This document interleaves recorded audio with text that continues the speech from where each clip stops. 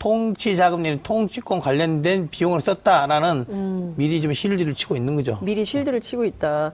결국에는 무죄 전략이다 이렇게 봐야 되네요. 무죄 전략이라고 보죠. 무죄 네. 전략을 이게 보는데 통하겠습니까, 근데? 안 통하죠. 왜 그러냐면은 거론된 돈이 한두 푼이어야지 말인 것이고 제가 보기에는 이제 이 사건은 결국 조만간 네. 어쨌든 구속이 될 거라고 저는 봅니다. 언제 구속될까요? 다음 주. 다음 주 중에 되죠. 다음 다음 주 주를 중에. 많이 넘으면은 네. 검찰총장이 아마 탄핵받지 않겠습니까? 어. 이것을 뭐 네. 시간을 끌을 일도 아닐 뿐만 아니라 네. 이렇게 많은 범죄 혐의 뿐만 아니라 또 많은 사람이 이미 다 구속이 돼 있었어요. 네, 그렇죠. 근데 이걸 뭐 종범들이. 전직 대통령이라고 고려를 해서 네. 자고 고민할 만한 것도 아니고 약간의 뭐 시간적 여유는 검토를 해야 되겠지만은 네. 다음 주를 넘어간다 저는 있을 수 없는 일이라고 봅니다. MB 구속 다음 주 넘으면 문무일 총장 탄핵 해야 된다. 어쨌든 그렇다고 봅니다. 알겠습니다.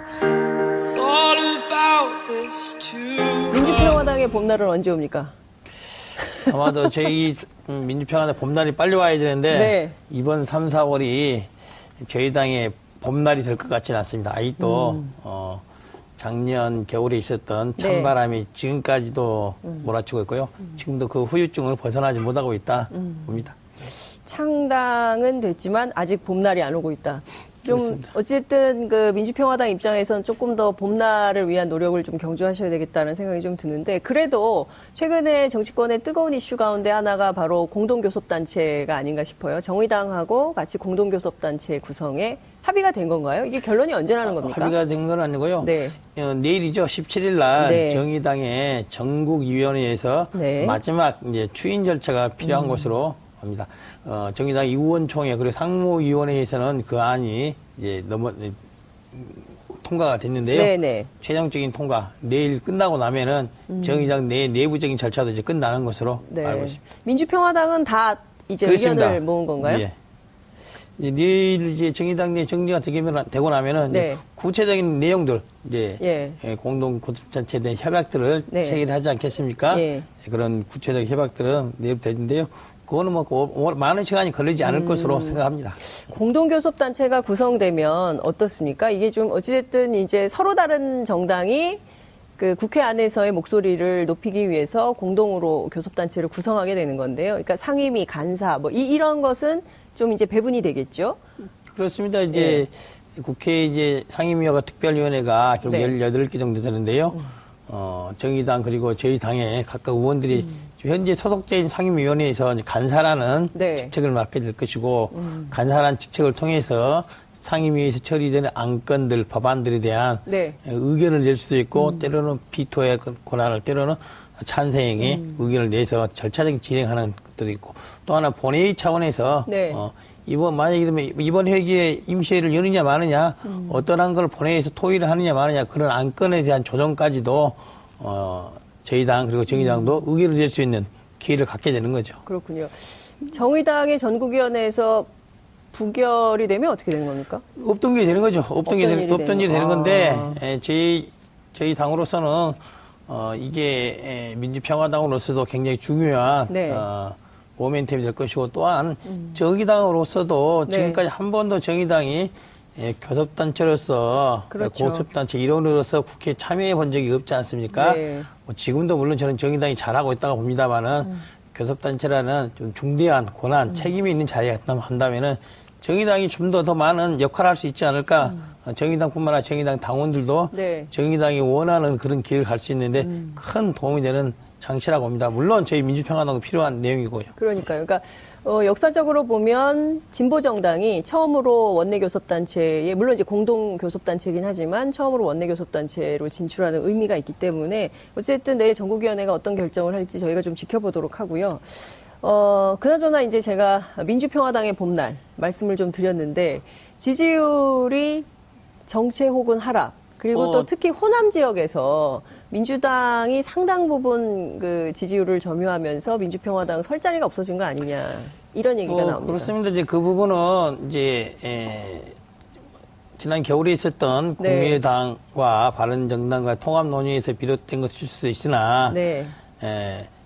국민의당이 지금 현재 이제 민주평화당으로 분화되지 않았다 하더라도 네. 지금과 같은 지지율 정체는 그랬을 것이라고 생각됩니다. 아. 지지율 정체는 그것은 이제 호남에서 작년 대선에서도 네. 문재인 정부, 문재인 대통령에 대해서 큰 지지율을 보냈지 않습니까? 네. 그리고 그 이후에 문재인 정부가 지금까지 해왔던 여러 가지 일들에 대해서도 물론 잘못된 것들이 좀 있긴 있었죠. 다 네. 잘한 건 아니시나 대체적인 의견은 문재인 정부 잘하고 있다. 네.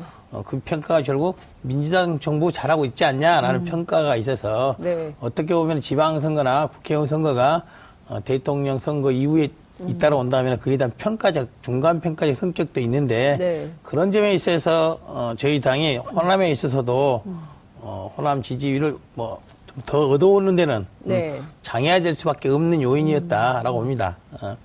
현재 지금 저희 민주평화당이 호남에서 얻는 지지율은 아마도 이전에 분당하기 전에 국민의당이 얻었던 지지율보다 약간 나은 그 정도에 불과한 것이지 네. 저희들이 뭐 원했던 그 정도는 아니죠.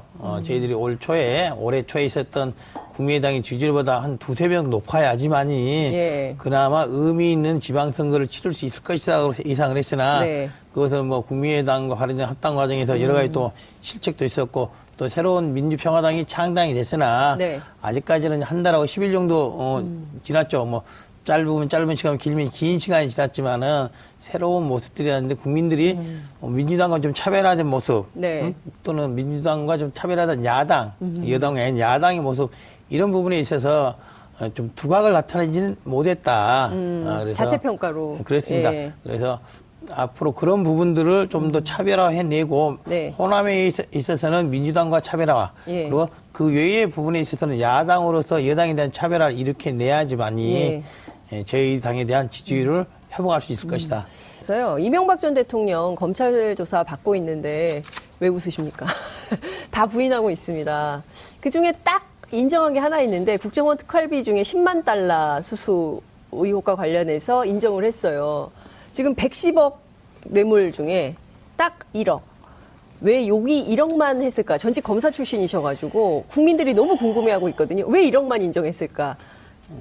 어떻게 보십니까? 이걸 인정한 이유는 이제 수사관들도 우리도 모르겠다 막 이렇게 우리도 궁금하다 이러고 인정한 있더라고요. 이유는 간단하죠. 네. 간단 어떤 이유냐면 한다면은 나중에 부인의 발판을 삼고 있는 겁니다. 부인의 부인. 발판이라는 게 뭐냐면 뭔 말이냐면은 1억을 인정하면서 어떤 용도로 썼다고 했습니까? 대북 공작비로 썼다. 네. 그러면서 이 내역은 밝힐 수가 없다라고 하지 않습니까? 네. 그렇다고 하면 법리적으로만 보면은 네. 밝혀지지 않겠죠. 그걸 허락할 수도 없을 것이고 다른 내역의 돈들에 대해서도 네. 나중 본인이 직접 받은 부분이 나타나게 되면 이렇게 나아갈 가능성이 굉장히 높습니다. 네. 그래서 그 부분에 대해서 검찰은 어떤 식으로 준비할지 떠보는 거죠, 지금. 자, 1억 내가 받았는데 이건 대북 공작비야. 그걸 반증할 수 있는 자료 있으면 내봐라고 지금 들이댄 거죠. 제가 보는 검찰이 특별히 자료 못 냈을 거라고 봅니다. 네. 그렇다고 한다면은 다른 금액들도 네. 그렇게 넘어가다 보면은 네. 일일이 검찰에서 이제 명목을 밝혀내야지만이 네. 뇌물죄라든지 뭐 어떤 형태로든 기소가 될 수 있고 그 내용의 사용 용도가 대북 공작비라고 함으로써 이거 소위 통치자금 내는 통치권 관련된 비용을 썼다라는 미리 좀 실드를 치고 있는 거죠. 미리 쉴드를 치고 있다. 결국에는 무죄 전략이다 이렇게 봐야 되네요. 무죄 전략이라고 보죠. 무죄 네. 전략을 보는데 이게 통하겠습니까, 근데? 안 통하죠. 왜 그러냐면은 거론된 돈이 한두 푼이어야지 말인 것이고 제가 보기에는 그러니까요. 이제 이 사건은 결국 조만간 네. 어쨌든 구속이 될 거라고 저는 봅니다. 언제 구속될까요? 다음 주. 다음 주 중에 되죠. 다음 다음 주 주를 중에. 많이 넘으면은 네. 검찰총장이 아마 탄핵받지 않겠습니까? 어. 이것을 뭐 네. 시간을 끌을 일도 아닐 뿐만 아니라 네. 이렇게 많은 범죄 혐의 뿐만 아니라 또 많은 사람이 이미 다 구속이 돼 있었어요. 네, 그렇죠. 근데 이걸 뭐 종범들이. 전직 대통령이라고 고려를 해서 네. 자고 고민할 만한 것도 아니고 약간의 뭐 시간적 여유를 검토를 해야 되겠지만은 네. 다음 주를 넘어간다 저는 있을 수 없는 일이라고 봅니다. MB 구속 다음 주 넘으면 문무일 총장 탄핵 해야 된다. 어쨌든 그렇다고 봅니다. 알겠습니다. 지금요, 이게 지금 그 장수만세도 아니고 아들, 사위, 조카, 뭐 그리고 형, 부인 이게 다 걸렸어요. 그래서 패밀리 게이트라는 얘기가 나옵니다. 그럼 그렇게 보입니다. 예, 특히 김윤옥 여사와 관련된 범죄 혐의가 특화되고 있어요. 사위가 건넸다는 거 아니겠습니까? 그러니까요. 이 집은 참 의리가 없는 것 같아요. 뭐 측근들만 의리가 없는 게 아니라 예. 뭐 가족들도 가족 간에도. 그런 게 아닌가. 예. 게다가 또 재밌는 게 예. 다스라는 회사를 둘러싸고 형은 너무 사이가 좋은 것 같아요. 그러니까요. 동생은 이 67억 회사는 빌리고. 적게 아니고 네, 형님 형 겁니다. 거다. 그리고 형도 뭐 동생 이거 제 자산 아니고 동생 거인 예, 같습니다라고 한두 푼도 아니고 몇십억을 두고 예. 그렇게 하더라고요. 그러니까요. 그래서 형님 먼저 아우 먼저. 예. 형제간의 우애는 좋구나라고 생각하는데요. 네. 어쨌든 많은 부분들이 측근들 그리고 가족들의 입에서 나온 거 아니겠습니까? 네. 최근 자유한국당 그리고 MB 쪽에서 이 사건이 정치 보복이다. 네. 표적 수사 이런 말 하는데 네. 결정적인 증거를 내는 사람들은 가족들이고 측근들이었다. 네. 그리고 이 사건 이명박 전 대통령의 수사는 이명박 전 대통령을 먼저 수사하는 적이 없었어요. 원래 네. 박근혜 대통령에 대한 수사에서 그렇죠. 특활비 수사에서 하다 보니까 나온 거죠. 자료가 나오고 그러다 보니까 그 자료가 어딘지 보니까 영포 필딩 가보니 네. 또 또 이만 또 자료가 자료가 네. 나오고 해에서 나온 거기 때문에 누가 보더라도 표적 수사, 정치 보복 이란 건 허용될 수 없는 거죠. 그게 별명이 붙었어요. 양파 대통령. 계속 새로운 사실이 나오고 제가 있기 때문에 보기에는 뭐 그런데요. 지금 원래는 뭐 100억대 정도나 나왔는데 네. 결코 100억대로 끝날 일은 아니다. 어. 100억대로 끝날 일이 아니다. 결국 이 문제를 해결하기 위해서는 예. 뇌물 100억이 아니라 네. 이명박 정부 전체 기관 예. 서울시장 시기까지 포함해서 예. 불법적으로 만들어진 돈을 국가가 회수를 해야 되는 거, 환수를 해야 되는 겁니다. 네. 그래야죠 정의가 바로 사는 것이지 단순히 뭐 감옥 갔다 왔다, 네. 감옥 갔다 오고 소위 돈은 굳는 이런 상태를 나가서는 안 된다. 아버님 용어가 상당히 그 시장 용어입니다. 감옥 갔다 오고 돈은 굳는 이런 건 안 된다 이런 말씀 주셨는데요. 끝으로 한 가지만 여쭙겠습니다. 그 문무일 총장이 지난번에 사개특위에 출석을 했습니다. 그 50년 만에 첫 검찰총장의 출석이다, 국회 출석이다 이런 언론의 분석이 있던데요. 이 자리에서 검경 수사권 조정에 대해서 강력하게 비토를 해서 일각에서는 그 청와대의 조국 민정수석과의 갈등설 이런 얘기도 나오는데요. 문무일 총장의 이런 태도, 전직 검사 어떻게 보십니까? 뭐 이제 전직 검사의 입장을 말하면 그런 거죠. 좀, 예, 그렇- 저는 문무일 총장의 입장이 충분히 이해가 됩니다. 검찰의 입장에서 본다면은 네. 검찰의 입장에서 본다면은 지금 현재 청와대가 추진하고 있는 네. 검찰 개혁의 일환에서 검경 수사권 조정은 검찰의 기관의 성격을 아예 바꾸는 겁니다. 예.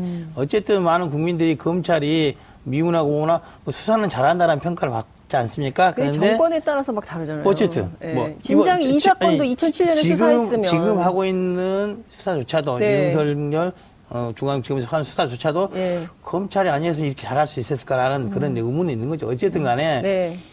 기본적으로 검찰의 지금까지 수사기관으로서 성격 그리고 네. 공소유지기관으로 성격 등이 다 있었는데 그중에 반을 어떻게 반이 아니라 7, 80%를 날려버리는 거죠. 없애는 거죠. 그 기능 수사권 자체를. 수사권. 그렇기 때문에 네. 검찰 구성원의 입장을 대변하는 검찰총장의 입장에서는 그것을 순순히 그대로 받아들이긴 어려울 것이다. 그거는 결국 검찰총장 차원에서 해결할 문제가 아니고 청와대라든지 국회 차원에서 네. 강제적으로 이런 강제적으로 해결이 될 수밖에 없는 것이지 검찰 스스로 내부 개혁으로서는 해결되기는 어려운 상황이다 저는 그렇게 봅니다. 알겠습니다. 검찰총장으로서 어쩔 수 없다. 이런 말씀 주셨습니다. 시간이 없어서 오늘은 여기서 마무리하겠습니다. 다음에 또 모시겠습니다. 고맙습니다. 그래서 국회에 참여해 본 적이 없지 않습니까? 네. 뭐 지금도 물론 저는 정의당이 잘하고 있다고 봅니다만은 교섭단체라는 좀 중대한 권한, 책임이 있는 자리에 한다면은 정의당이 좀 더 많은 역할을 할 수 있지 않을까. 정의당뿐만 아니라 정의당 당원들도 네. 정의당이 원하는 그런 길을 갈 수 있는데 큰 도움이 되는 장치라고 봅니다. 물론 저희 민주평화당도 필요한 내용이고요. 그러니까요. 그러니까 역사적으로 보면 진보정당이 처음으로 원내교섭단체에 물론 이제 공동교섭단체이긴 하지만 처음으로 원내교섭단체로 진출하는 의미가 있기 때문에 어쨌든 내일 전국위원회가 어떤 결정을 할지 저희가 좀 지켜보도록 하고요.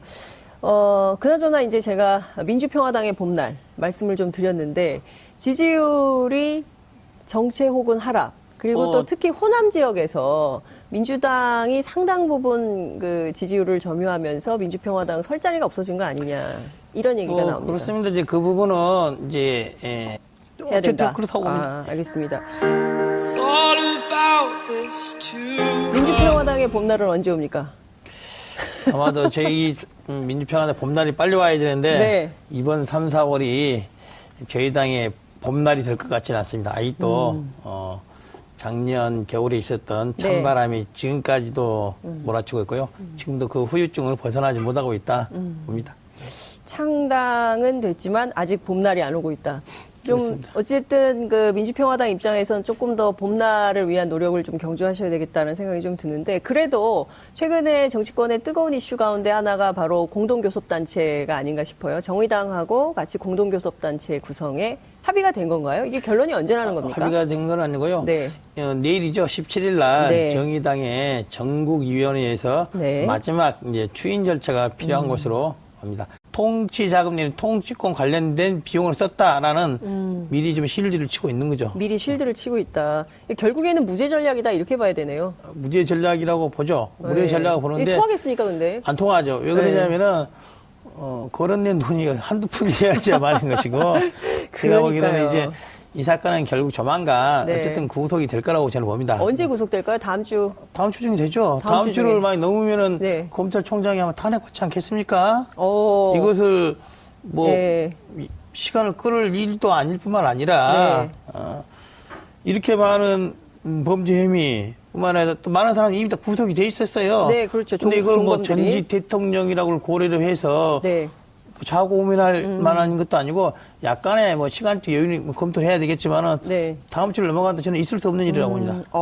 MB 구속 다음 주 넘으면 문무일 총장 탄핵. 그 의원들이 현재 소속된 상임위원회에서 이제 간사라는 네. 직책을 맡게 될 것이고 간사라는 직책을 통해서 상임위에서 처리되는 안건들, 법안들에 대한 네. 의견을 낼 수도 있고 때로는 비토의 권한을 때로는 찬성의 의견을 내서 절차적인 진행하는 것도 있고 또 하나 본회의 차원에서 네. 만약에 이번 회기에 임시회를 여느냐 마느냐 어떠한 걸 본회의에서 토의를 하느냐 마느냐 그런 안건에 대한 조정까지도 저희 당 그리고 정의당도 의견을 낼 수 있는 기회를 갖게 되는 거죠. 그렇군요. 정의당의 전국위원회에서 부결이 되면 어떻게 되는 겁니까? 없던 게 되는 거죠. 없던 일이 되는 건데 저희 당으로서는 이게 민주평화당으로서도 굉장히 중요한 네. 모멘텀이 될 것이고 또한 정의당으로서도 네. 지금까지 한 번도 정의당이 교섭단체로서 그렇죠. 고섭단체 일원으로 정의당 의원총회 그리고 상무위원회에서는 그 안이 이제 통과가 됐는데요. 네네. 최종적인 통과 내일 끝나고 나면은 정의당 내부적인 절차도 이제 끝나는 것으로 알고 있습니다. 민주평화당은 다 이제 그렇습니다. 의견을 모은 건가요? 예. 내일 이제 정의당 내 정리가 되고 나면은 네. 이제 구체적인 내용들 이제 예. 공동 고섭단체에 대한 협약들을 네. 체결하지 않겠습니까? 예. 그런 구체적인 협약들은 내일부터 되는데요. 그거는 뭐 많은 시간이 걸리지 않을 것으로 생각합니다. 공동교섭단체가 구성되면 어떻습니까? 이게 좀 어찌됐든 이제 서로 다른 정당이 그 국회 안에서의 목소리를 높이기 위해서 공동으로 교섭단체를 구성하게 되는 건데요. 그러니까 상임위, 간사, 뭐 이런 것은 좀 이제 배분이 되겠죠? 그렇습니다. 이제 국회 이제 상임위와 특별위원회가 결국 네. 18개 정도 되는데요. 정의당 그리고 저희 당의 각